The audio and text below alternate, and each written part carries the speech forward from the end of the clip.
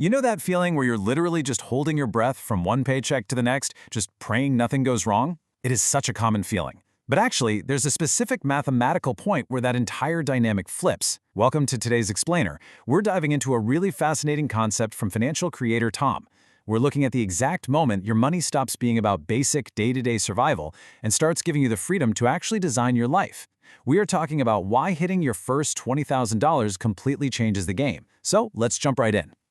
Now, you've probably heard a million times that having $500 saved up is absolutely crucial. And yeah, for sure it is. As the source material points out, $500 acts like a financial circuit breaker. It stops a bad Tuesday from spiraling into a bad year. It fixes your relationship with emergencies.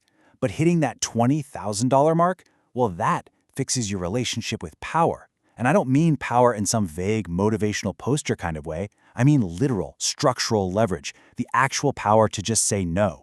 No to a toxic boss, no to a terrible apartment, no to situations that just don't serve you. Section 1. The power of saying no. Gaining real leverage. To really get this, let's look at a highly relatable, honestly kind of visceral story from the source material. Picture this. It's 2018, and Tom is working under an incredibly toxic manager.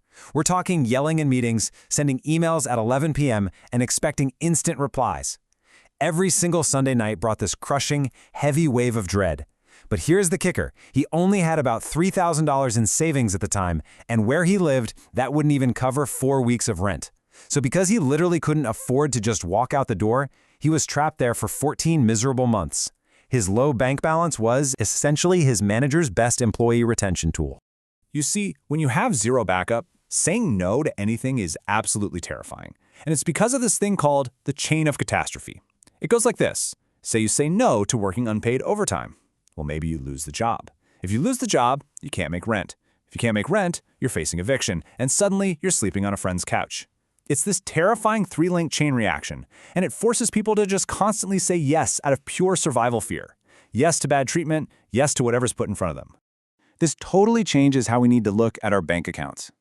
There's this brilliant insight from a mentor's father in the source material, and it goes, money in the bank isn't savings, it's negotiating power. He never made a big life decision without knowing exactly how many months of expenses he had sitting in reserve. Because that number, that dictates exactly how much pressure you can take. A low number means zero leverage. A high number equals real, tangible leverage. So your savings account isn't just some boring rainy day fund, it's actually your structural spine. Section 2. The math behind the exit. Calculating leverage. So why are we laser focused on 20 grand specifically? Well, according to data from the Bureau of Labor Statistics, the average American household burns through about $6,500 every single month. That covers the whole shebang: housing, food, gas, insurance, and yeah, probably those streaming services you keep forgetting to cancel.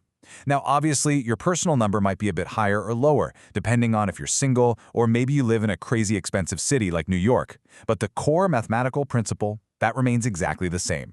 When you do the math, $20,000 covers about 3 months of that average $6,500 burn rate. But why exactly do we need a 3-month bridge? Because, quite frankly, that is how long it takes to crawl out of life's major messes without drowning. Think about it. The median job search is 10 weeks, but finding the right fit, that usually takes 3 to 6 months.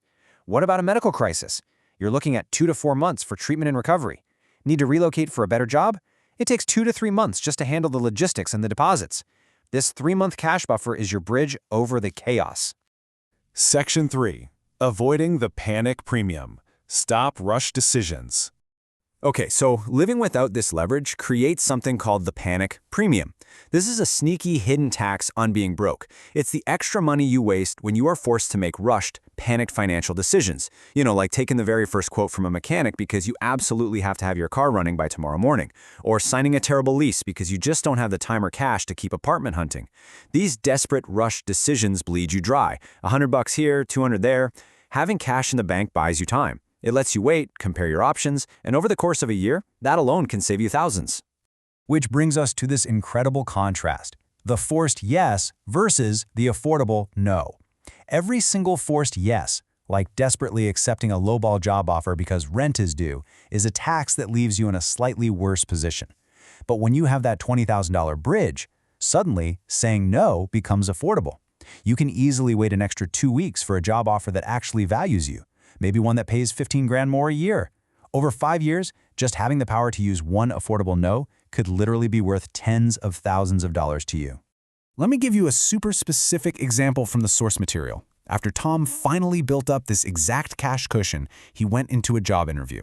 And for the very first time in his life, he confidently stated his salary requirement out loud, and then he just sat there in total silence. He didn't nervously try to fill the quiet. He didn't immediately backpedal out of desperation. He just waited because he knew he could afford to walk away. That exact ability to sit comfortably in silence, it directly resulted in an offer that paid $12,000 more per year. Amazing, right? Section 4. The automated saving system. Building the buffer. Now you're probably wondering how to actually get there. The timeline shared here breaks down a 2.5-year journey to hitting that $20K mark. And it starts really small. It took 5 whole months just to hit that first $500. Then by bumping automated transfers up to $50 a week and selling off some old junk, it hit $3,500 by month 12. Between months 12 and 18, tossing in surprise windfalls like a $2,200 tax refund pushed the balance over $7 grand. Finally, increasing the weekly transfer to $75 got it across the $20,000 finish line at around the 2.5-year mark. The big takeaway here, there was no insane luck involved, no crazy side hustle, just time and absolute consistency. But the speed of the timeline actually matters way less than the system itself. Here is the exact, actionable blueprint to follow. Rule 1.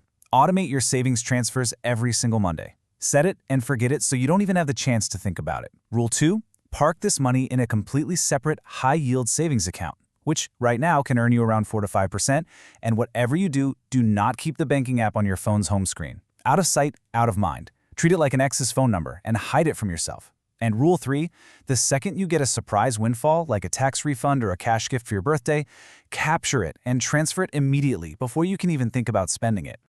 Section 5. Defense before offense. Protecting investments. Okay, so once you start getting some traction, it is super tempting to jump right into the stock market. But this explainer comes with a massive, blinking warning light. Do not play offense before you have a solid defense. Seriously, do not invest a single dollar until your 3-month cash buffer exists. Why? Let's say the stock market takes a 20% dive on the exact same day your car's transmission blows up. If you are forced to sell your stocks right then and there just to pay the mechanic, you have quite literally locked in a 20% loss. Your cash buffer is the shield that protects your investments. Defense first, always. All of this really circles back to the core philosophy of what we're talking about today. Morgan Housel puts it perfectly in his book, The Psychology of Money. He says the highest form of wealth is the ability to do what you want, when you want, for as long as you want. Now, obviously, your first $20,000 is not going to fund your entire retirement, but it is your very first incredible taste of that ultimate freedom. It is the literal absence of everyday panic. It's the moment you finally stop being pushed around by the circumstances of your life and you suddenly have the power to push back. So as we wrap up today's explainer, I want to leave you with a question to really chew on this week. What is the price of your next no? Honestly, how much pressure can your bank account absorb right now?